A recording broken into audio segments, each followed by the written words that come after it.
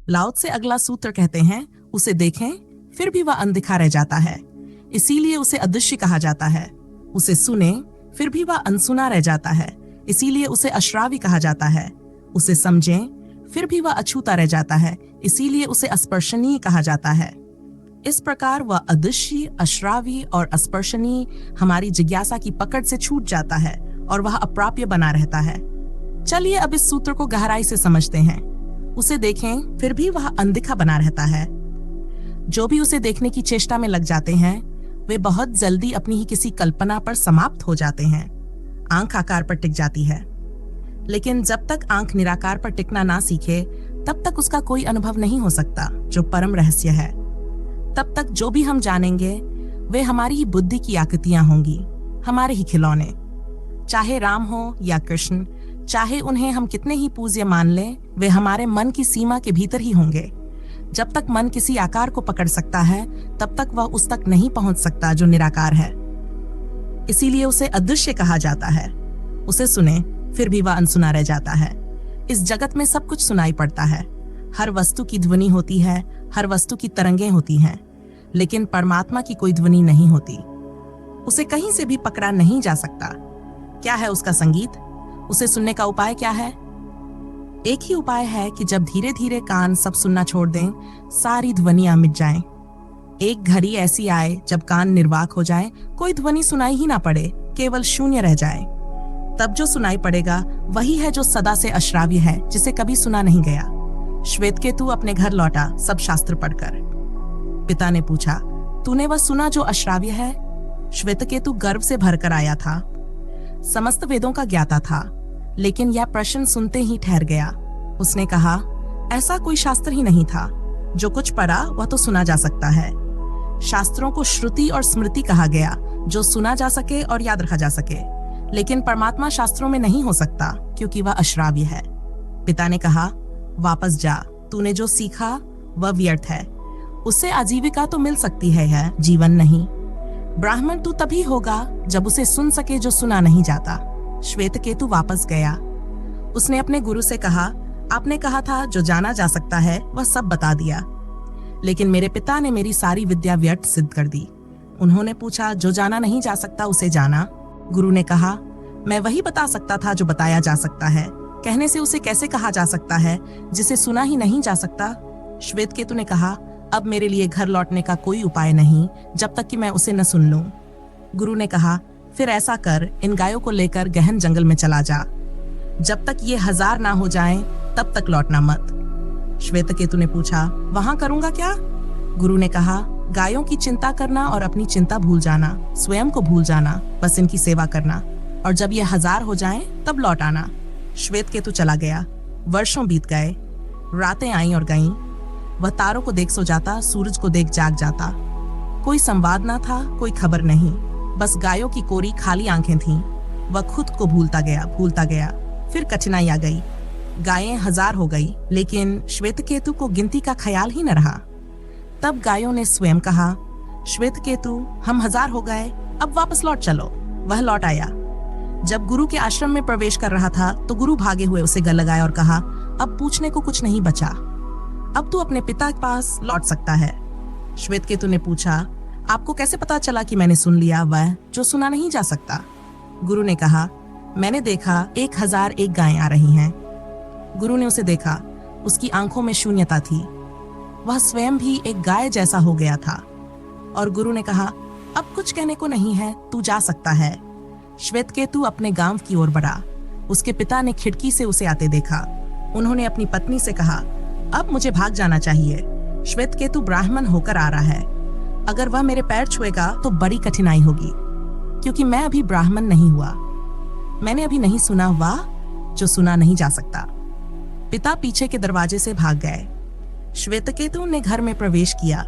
माँ से पूछा, पिता कहाँ हैं? माँ ने कहा, वे ब्राह्मण बनने चले गए हैं। अब वे तभी लौटेंगे जब वे भी उसे सुन लें जिसे तू सुनकर आया है।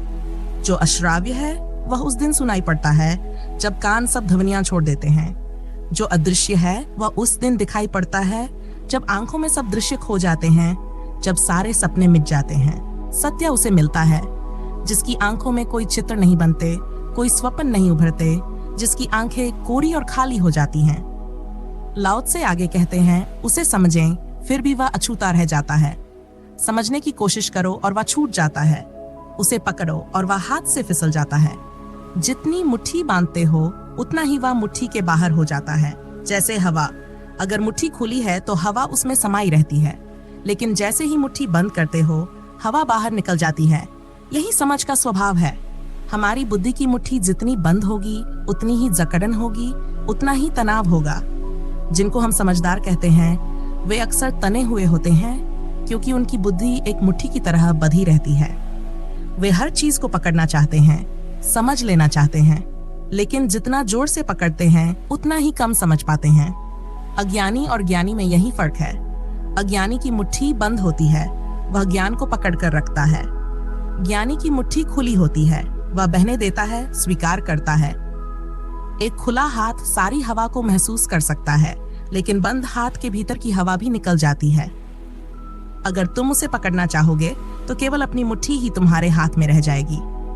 जो जितना जोर से पकड़ता है उतना ही खाली रह जाता है।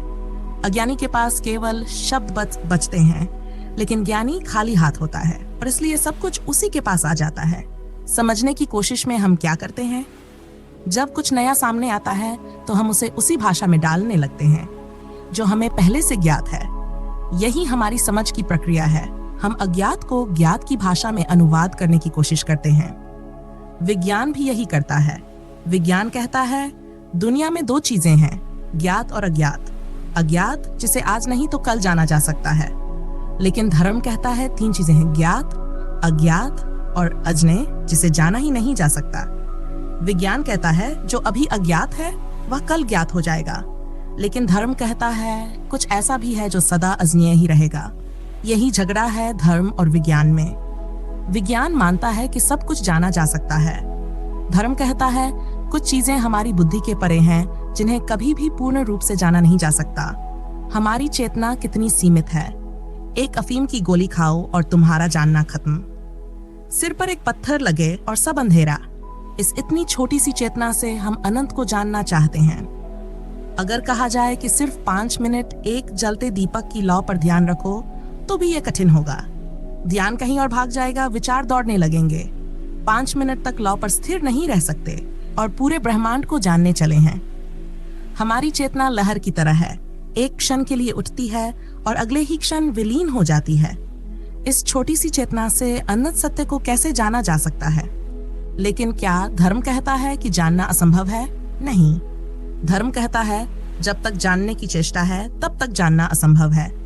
जब तक मुट्ठी बांधने की कोशिश है तब तक सत्य हाथ नहीं आएगा, लेकिन जैसे ही मुट्ठी खोलते हो सीमाएं मिट जाती हैं। जब बुद्धि की दीवारें गिरती हैं, जब कोई पकड़ने की कोशिश नहीं करता, तभी सत्य घटित होता है और तब उसे समझने की जरूरत ही नहीं रह जाती, क्योंकि तब तुम वही हो जाते हो।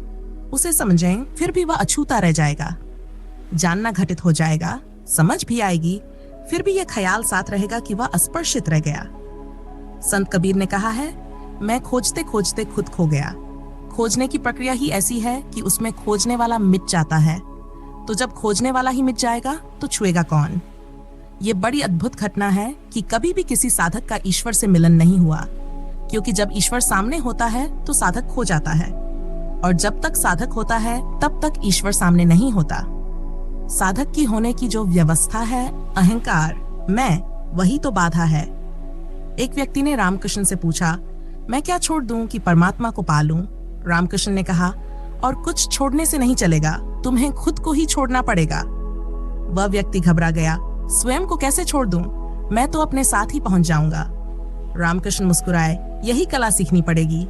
जिस दिन तुम जाओ और तुम्हारा नाम पद पीछे रह जाए, उस दिन मिलन हो जाएगा। जिस दिन जानने वाला ही ना रहे भीतर, उस दिन ज्ञान प्रकट होगा। जिस दिन पकड़ने वाली मुट्ठी ना हो, उस दिन सारा आकाश हाथ में होगा। लेकिन अहंकार बहुत कंजूस होता है, उसे भरोसा चाहिए कि कुछ उसकी मुट्ठी में है। इसीलिए लोग पूछते हैं, जब तक मैं ईश्वर को ना देख लूं कैसे मानूं? कार्ल मार्क्स ने कहा था, जब तक प्रयोगशाला की टेबल पर ईश्वर को रखकर चीर-फाड़ ना कर लूं, तब तक मैं नहीं मान सकता। लेकिन ईश्वर को प्रयोगशाला की टेबल पर रखने के लिए टेबल को ही ईश्वर से बड़ा होना पड़ेगा। और मार्क्स को भी बहुत कठिनाई होगी। ईश्वर के सामने वह कितना छोटा पड़ जाएगा, जैसे हिमालय के पास कोई मच्छर खड़ा होकर उसकी खोज कर रहा हो। लाओ से कहते हैं उसे समझें, फिर भी वह अछूता रह जाता है, क्योंकि जो छू सकता था वह खो चुका होता है। उसे स्पर्श नहीं किया जा सकता, क्योंकि छूने से पहले ही छूने वाला पिघल जाता है, मिट जाता है, और मिटे बिना उसे जानने का कोई उपाय नहीं। हमारे जीवन की धारा होने की ओर बहती है और धर्म की धारा मिटने की ओर। यही कारण है कि धर्म से हमारा संबंध नहीं बन पाता। डार्विन ने कहा है, जीवन का मूलभूत नियम है स्ट्रगल फॉर सर्वाइवल, यानी बचे रहने का संघर्ष। लेकिन बुद्ध कहते हैं, ना हो जाने का संघर्ष, मिट जाने की चेष्टा। हम सब ठोस होना चाहते हैं, बर्फ की तरह, सुरक्षित और मजबूत। लेकिन बुद्ध कहते हैं, पिघलो, पानी बनो, तरल बनो, और बस चले तो भाप बन जाओ, बिल्कुल निराकार। और उससे भी आगे तुम रहो ही मत। धर्म मिटने का दुस्साहस है। इसलिए जो धर्म की ओर जाता है उसे पहले खुद से पूछना होगा, क्या मैं मिटने को तैयार हूँ? क्या होने की पीड़ा को मैंने समझ लिया है? अगर हाँ, तभी धर्म की यात्रा शुरू होती है। लेकिन हम धर्म की ओर भी बचने के लिए ही बढ़ते हैं। स्वर्ग कैसे मिलेगा? मोक्ष कैसे मिलेगा? हम जीवन के पार भी सुरक्षा चाहते हैं, एक ऐसी जगह जहां मृत्यु ना हो। ये भी तो बचने का ही प्रयास है। इसीलिए तथाकथित धर्मगुरु लोगों से कहते हैं, जो हमारे साथ होगा वही बचेगा, जो हमारे साथ नहीं होगा वह खो जाएगा, और लोग उनके पीछे चल पड़ते हैं। लेकिन बुद्ध जैसे गुरु को शिष्य मिलना कठिन हो जाता है, क्योंकि बुद्ध कहते हैं, मिटो, खो जाओ, बचो मत। तुम्हारा होना ही तुम्हारा संताप है, इसलिए शून्य हो जाओ। जब तक हम होते हैं तब तक वह नहीं होता, और जब वह होता है तब हम नहीं होते। ये मिलन असंभव लगता है, लेकिन फिर भी होता है, किसी और ही आयाम में। मेरा ना होना ही उसके होने का द्वार खोलता है। जब तक मैं स्वयं से भरा रहता हूँ तब तक उसके लिए कोई जगह नहीं बचती। जैन फकीर कहते हैं, जब कोई मेहमान घर आता है तो हम उसके लिए जगह बनाते हैं, लेकिन जब परम मेहमान को बुलाना हो तो स्वयं को पूरी तरह खाली करना पड़ता है। भीतर स्वयं का जरा भी अंश ना बचे, तभी वह आ सकता है। इसीलिए उसे अस्पर्शनीय कहा जाता है।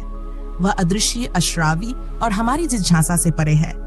हम जितना उसे समझने की कोशिश करते हैं उतना ही वह हमारी पकड़ से छूट जाता है। यहीं से धर्म और दर्शन का भेद शुरू होता है। दर्शन जिज्ञासा से जन्म लेता है, प्रश्नों से आगे बढ़ता है, लेकिन धर्म प्रश्नों से परे है। पश्चिम के विचारक कहते हैं कि भारत में दर्शन नहीं है, क्योंकि हमने उसे जिज्ञासा से नहीं, अनुभव से पाया है। हमारी प्रश्न श्रृंखला उसके चरणों तक भी नहीं पहुंच पाती। हमारा हर प्रश्न हमारे अनुभव पर आधारित होता है। हम कहते हैं, जब तक ईश्वर को आंखों से ना देख लें तब तक कैसे माने? लेकिन क्या आंखें हमेशा सत्य दिखाती हैं? सपना भी तो हम आंखों से देखते हैं, तब वह उतना ही सच लगता है जितनी ये जागृत दुनिया। लेकिन सुबह होते ही पता चलता है कि वह मात्र भ्रम था। आंखें धोखा देती हैं। रेगिस्तान में पानी लहराता नजर आता है। हम दौड़ते हैं, लेकिन वहां कुछ नहीं होता। हमारी आंखें पूरी तरह आश्वस्त थीं कि वहां पानी है, फिर भी वहां पानी नहीं था। हमारे प्रश्न हमारी इंद्रियों से उठते हैं और इंद्रियां सीमित हैं। फिर भी हम सोचते हैं कि हमारी जिज्ञासा सत्य तक पहुंच सकती है। कल्पना करें, कोई ऐसा देश हो जहां गुलाब का फूल ना हो। अगर वहां किसी से गुलाब की सुंदरता की बात करें तो वे अपने अनुभव से तुलना करेंगे। वे हीरे को सुंदरता का प्रतीक मानते होंगे। जब उन्हें कहेंगे कि गुलाब बहुत सुंदर होता है तो वे हीरा सामने रखकर पूछेंगे, क्या ऐसा सुंदर? आप कहेंगे, नहीं, हीरा मृत है, गुलाब तो जीवित सौंदर्य है। लेकिन वे नहीं समझ पाएंगे। जिज्ञासा हमें सत्य तक नहीं ले जा सकती, क्योंकि वह ज्ञात से अज्ञात को समझने का प्रयास करती है। लेकिन अज्ञेय को जानने के लिए जिज्ञासा नहीं, मुमुक्षा चाहिए। जिज्ञासा पूछती है, हरे रंग की सुगंध कैसी होती है? यह भाषा में सही लग सकता है, लेकिन अस्तित्व में असंगत है। अंधा व्यक्ति पूछता है, हरे रंग की सुगंध कैसी होती है? यह जिज्ञासा है। लेकिन अगर वह पूछे, मुझे देखने की क्षमता कैसे मिले? यह मुमुक्षा है। जिज्ञासा विचार में उलझाती है, मुमुक्षा साधना में ले जाती है। जिज्ञासा चिंतन को जन्म देती है, मुमुक्षा ध्यान को। जो केवल विचारों से सत्य को जानना चाहता है वह असफल होगा, लेकिन जो निर्विचार हो सकेगा उसके लिए वह तत्क्षण प्रकट हो जाएगा।